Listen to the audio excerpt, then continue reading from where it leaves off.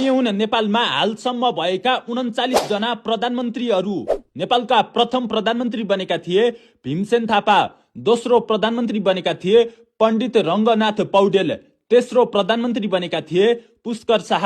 चौथो प्रधानमन्त्री बनेका थिए रणजङ पाण्डे, पाँचौं प्रधानमन्त्री बनेका थिए फतेजङ शाह,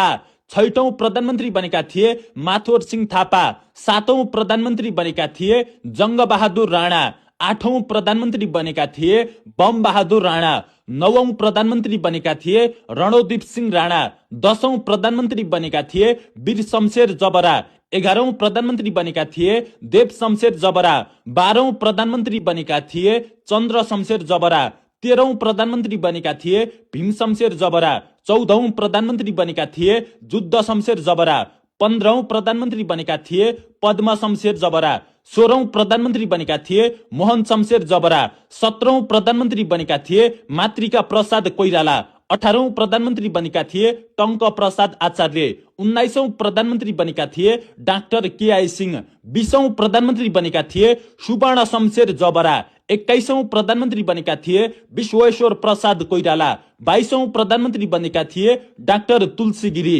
23औं प्रधानमन्त्री बनेका थिए सूर्यबहादुर थापा, 24औं प्रधानमन्त्री बनेका थिए कीर्तिनिधि विष्ट, 25औं प्रधानमन्त्री बनेका थिए नगेन्द्र प्रसाद रिजाल, 26औं प्रधानमन्त्री बनेका थिए लोकेन्द्र बहादुर चन्द, 27औं प्रधानमन्त्री बनेका थिए मरिचमान सिंह श्रेष्ठ,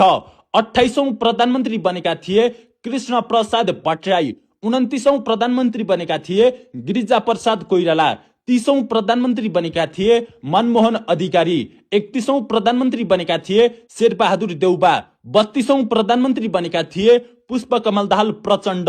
33औं प्रधानमन्त्री बनेका थिए माधव कुमार नेपाल, 34औं प्रधानमन्त्री बनेका थिए झलनाथ खनाल, 35औं प्रधानमन्त्री बनेका थिए डाक्टर बाबुराम भट्टराई, 36औं प्रधानमन्त्री बनेका थिए खिलराज रेग्मी, 37औं प्रधानमन्त्री बनेका थिए सुशील कोइराला, 38औं प्रधानमन्त्री बनेका थिए केपी शर्मा ओली र 39औं प्रधानमन्त्री बनेकी छिन् सुशीला कार्की।